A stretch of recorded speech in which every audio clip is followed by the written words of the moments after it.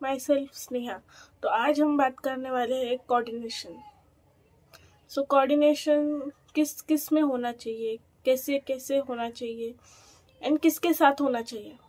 तो कोऑर्डिनेशन आजकल की जनरेशन में ऐसे देखा जा रहा है कि बच्चे माँ बाप की बात नहीं सुनते, माँ बाप बच्चों की बात नहीं सुनते, या टीचर बच्चों को अंडरस्टैंड नहीं कर पाते, या बच्चे टीचर को अंडरस्टैंड नहीं कर पाते।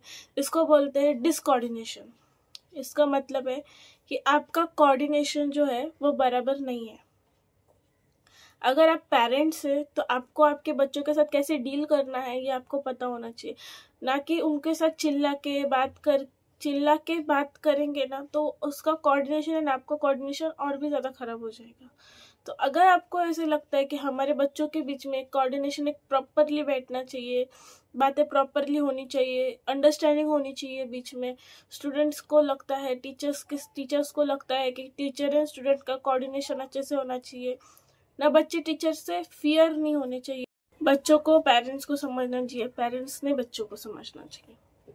हम कोऑर्डिनेशन कैसे बना सकते हैं। अगर कोई पेरेंट्स हमारा वीडियो देख रहे हैं तो पेरेंट्स ने ये समझना चाहिए कि बच्चों की जनरेशन एक अलग है, उनकी दुनिया थोड़ी सी अलग है। ना उनकी दुनिया में कोई काम है, ना कोई स्ट्रेस है, उनकी दुनिया है फ्रीडम। एंड पेरेंट्स की, अगर कोई बच्चा ये सुन रहा है तो पेरेंट्स की दुनिया में काम, स्ट्रेस, लोड, प्रेशर, ये सारी चीज़ उनके लाइफ में है।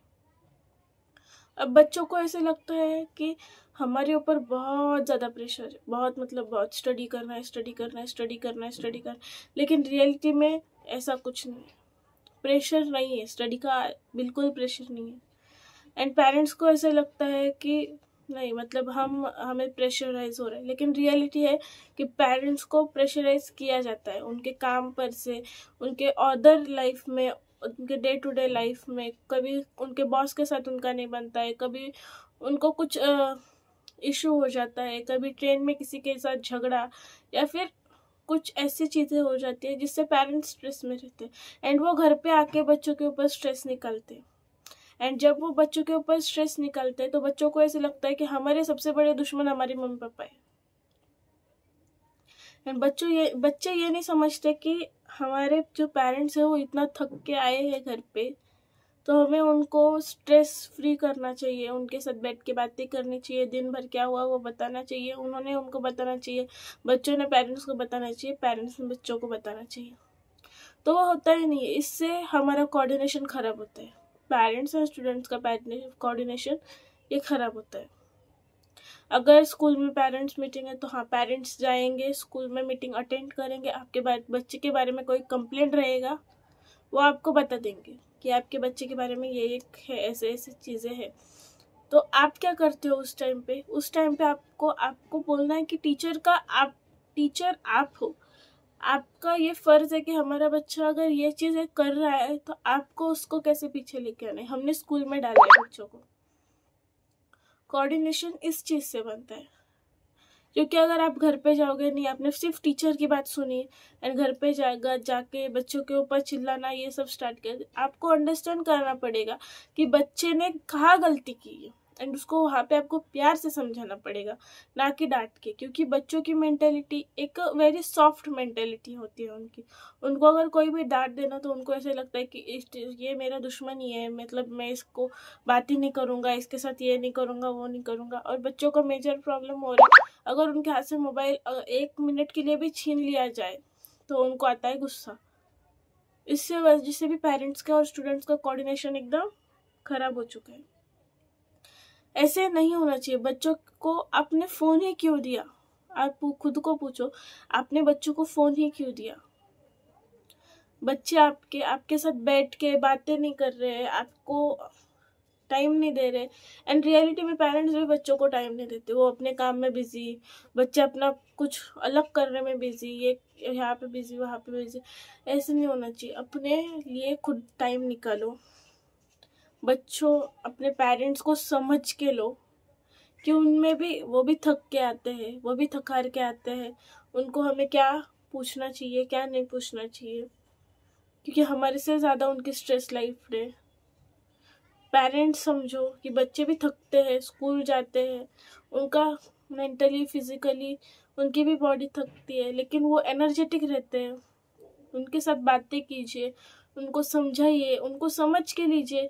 अगर जब तक आप उनको बातें शेयर करना नहीं समझाओगे, तब तक आपके बच्चे भी आपसे फ्री होना बंद नहीं करेंगे।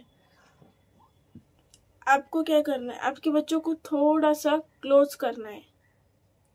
यानी कि अगर जब आप स्ट्रिक्टली उनको डांट रहे हो तो उनको डांटो, लेकिन कोई ऐसी चीज होनी चाहिए कि जिसके वजह से उनको वो डांट पड़नी ही चाहिए। एंड स्टूडेंट्स, इन केस अगर आपसे कोई गलती हो गई है, एक्सेप्ट करो, अपने पेरेंट्स से जाके बात करो, हमसे ये ऐसे प्रॉब्लम मिस्टेक हो चुका है। आपके पेरेंट्स आपको तभी नहीं डांटेंगे, लेकिन अगर आपके पेरेंट्स को कोई तीसरा इंसान बता रहा है आके, तो वहां पे आपका कोऑर्डिनेशन खराब हो रहा है। पेरेंट्स ने बच्चों के साथ एकदम फ्रेंडली रहना चाहिए, क्योंकि पेरेंट्स की जनरेशन अलग है, अपने बच्चों की जनरेशन अलग है। आपको वो पूरा माइंड में सेट करना चाहिए कि हमें हमारे बच्चों के साथ कैसे ट्रीट करना है, ना कि हमें बच्चे कुछ बता रहे हमारा कुछ और चल रहा है, वैसे नहीं होना चाहिए। आप फैमिली टाइम निकालो, आप दिन भर में आधा घंटा 1 घंटा फैमिली टाइम निकालो, सभी जन एक साथ बैठ के बातें करो, किसके लाइफ में क्या हुआ आज, क्या नहीं हुआ, वो सब बातें करो, कोऑर्डिनेशन करो एक दूसरे के बीच में, तभी आपका कोऑर्डिनेशन अच्छा होगा, तभी पेरेंट्स एंड स्टूडेंट्स का कोऑर्डिनेशन अच्छा होगा। एंड अगर स्टूडेंट्स एंड टीचर का कोऑर्डिनेशन अगर खराब है, तो इसमें गलती ना स्टूडेंट की है ना टीचर की है। टीचर को समझ में आना चाहिए कि हमें कैसे एक्सप्लेन करना है कि बच्चों के दिमाग में जाए ये चीज, ना कि स्ट्रिक्टली एकदम रूडली सिखाने से बच्चे सीखते नहीं है। उनको चाहिए एनिमेशन, कुछ क्रिएटिव, क्योंकि उनको हैबिट हो चुकी है मोबाइल की। एंड अगर उनको मोबाइल से हमें अलग करना है, तो हमें उनको एनिमेशन ऐसी इंटरेस्टिंग चीजें बनानी पड़ेगी जिससे कि उनका ध्यान हमारी तरफ आए, ना कि स्ट्रिक्टली उनको बोलना है चुप बैठो सभी जन साइलेंटली रूम एंड टीचर पढ़ा रही है। वैसे नहीं होती है स्टडी। स्टडी एक एंजॉयमेंट है, एक फीलिंग है। Study is a part of our life, that is not whole life.